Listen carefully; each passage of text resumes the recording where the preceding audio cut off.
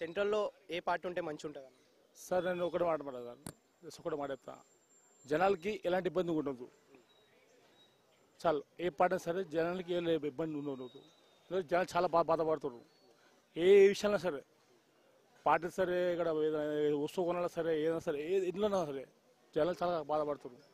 ఆటోలు కానీ బస్సులు కానీ ఏదైనా సరే చాలా బాధపడుతున్నారు. సో ఏదంటే ఇవన్నీ కష్టాలు తీరాలంతే, తప్ప ఏం లేదు. ఇక సారీ తీరాలంటే ఏ పార్టీకి వేయాలి? మనం ఉన్న పార్టీకి ఓటేయాలి. ఇప్పుడు ఏదో పార్టీ ఆ పార్టీకి వేద్దాము, ఓటు బీజేపీకి ఇద్దాము. సో ఏంటంటే జనాలకు ప్రాబ్లం ఉండకూడదు, అంతే.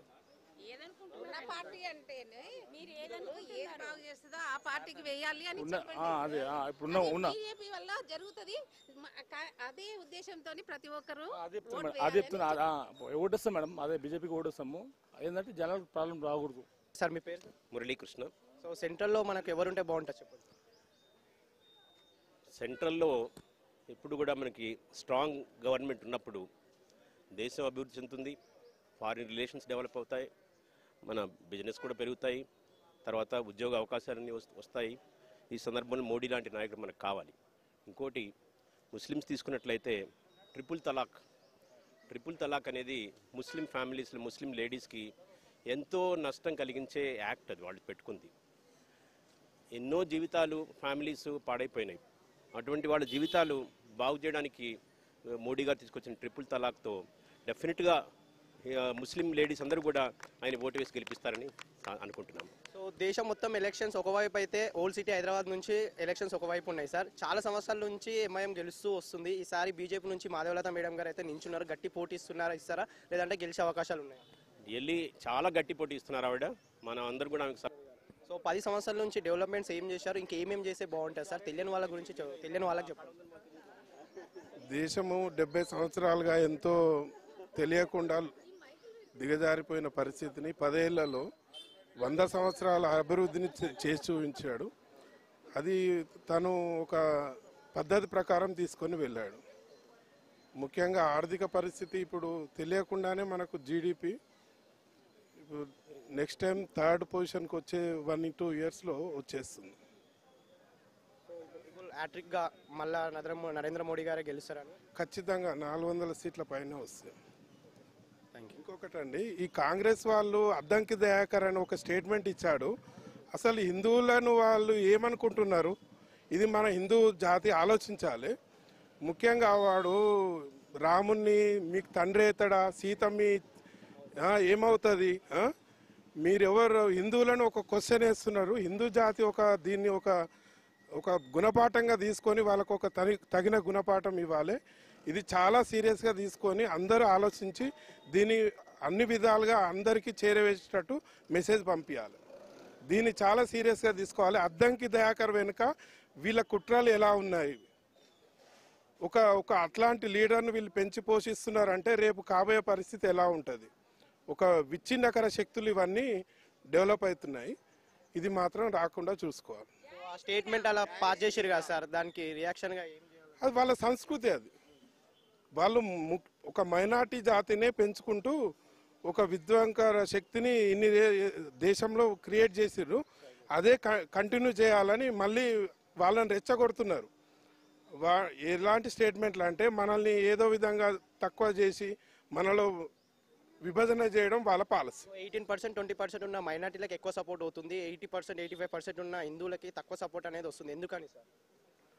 అంటే మన దాంట్లో కులాలు జాతులు అని విభజన చేసి ఎక్కువ మంది ఉన్నారు. మనం నుంచి వాళ్ళు క్రియేట్ చేసిన ఈ సంస్కృతిని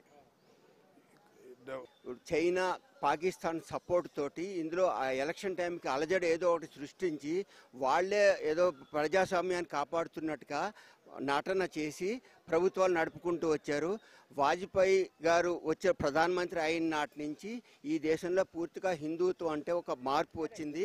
ఈ రోజున చైనా కానీ పాకిస్తాన్ కానీ మన భారతదేశం అంటే భయపడుతున్నాయి. ఒక ప్రపంచ దేశాల్లో అన్ని దేశాల్లోకి కూడా మన భారతదేశం అంటే ఒక గుర్తింపు వచ్చింది.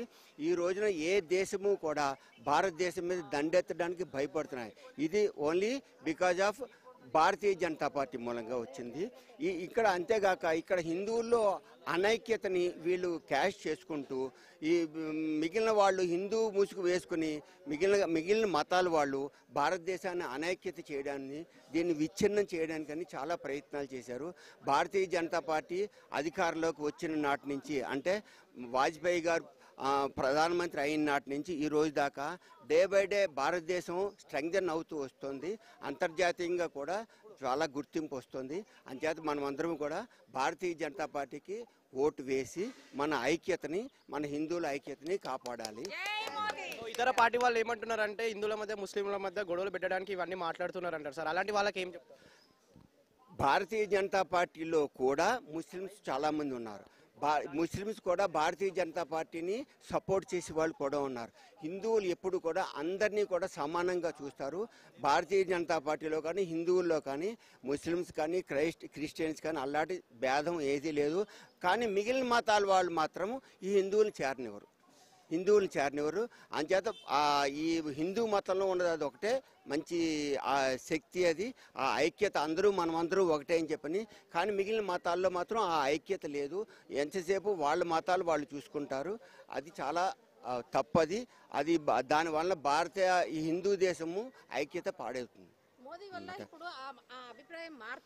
మోడీ గారి మూలంగా వాజ్పేయి గారు ఉన్నప్పుడు, తర్వాత మోడీ గారు వచ్చిన తర్వాత కూడా అభిప్రాయం పూర్తిగా మారి మనమందరూ భారతదేశంలో ఉన్న సమైక్యంగా ఉంటున్నాము.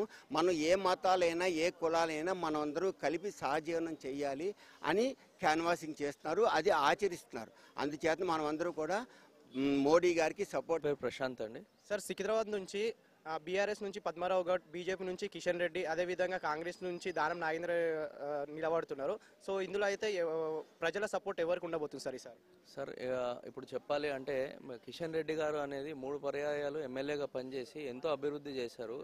అంబర్పేట్ కాన్స్టిట్యున్సీ కానీ, అంతకుముందు ఉన్న హిమాయత్నగర్ కాన్స్టిట్యున్సీ కానీ చాలా అభివృద్ధి చేశారు. అందులో అది కాకుండా కూడా ఆయన ప్రజల మనిషి, ఎప్పుడు కూడా ప్రజలకు అందుబాటులో ఉండి మన నెక్స్ట్ టు డోర్ ఉండే వ్యక్తిలాగా ఆయన ఎప్పుడు కూడా అభివృద్ధి చేశారు. కానీ పద్మారావు అనుకోండి, పద్మారావు ఆ సికింద్రాబాద్ తప్ప ఇక్కడ చుట్టుపక్కల ఉన్న వాళ్ళకి ఎవరికి కూడా గుర్తుపట్టరు, ఎవరు కూడా ఆయన ఎవరో తెలియదు. ఇంకొకటి కాంగ్రెస్ దానం నాగేందర్, ఆయన ఎక్కడ ఉంటాడో తెలియదు.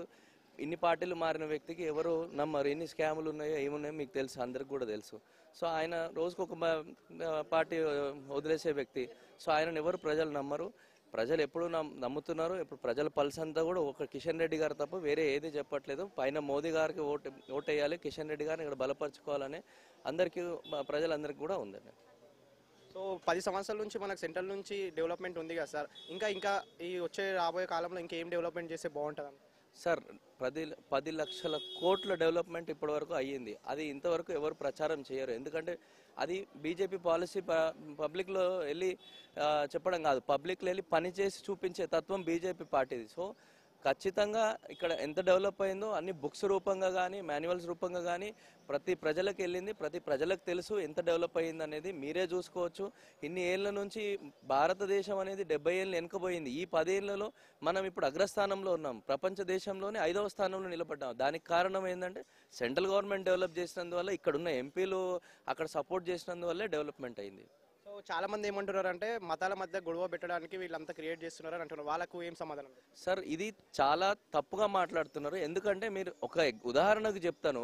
ఒక వర్గం వాళ్ళు ఉన్నారు, ముస్లిం వాళ్ళంతా కూడా ఒకటే పార్టీకి ఓటేస్తారు. ఎక్కడ తిరిగినా కూడా పోయి మళ్ళీ ఒకటే దగ్గర ఓటేస్తారు. మా దగ్గర ఏంటంటే అన్ని యూనిటీ లేకుండా డివైడ్ అయిపోయినాయి. ఇప్పుడు యూనిటీ వచ్చింది అంతే. ఇక్కడ యూనిటీ అవ్వడంలో తప్పు లేదు కదా.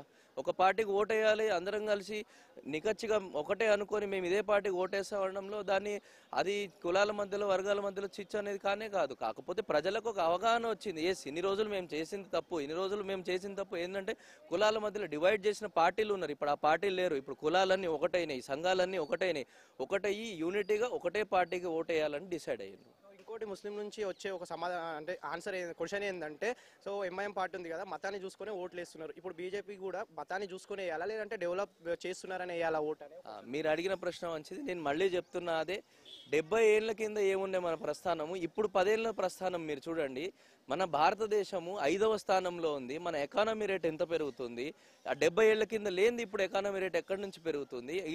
మనం విశ్వగురువుగా పిలువబడుతున్నాము బయట. సో ఇది చూసి జనాలు ఓటేస్తున్నారు. కానీ నేను ముస్లిమా నేను హిందువా అనేది వాళ్ళు.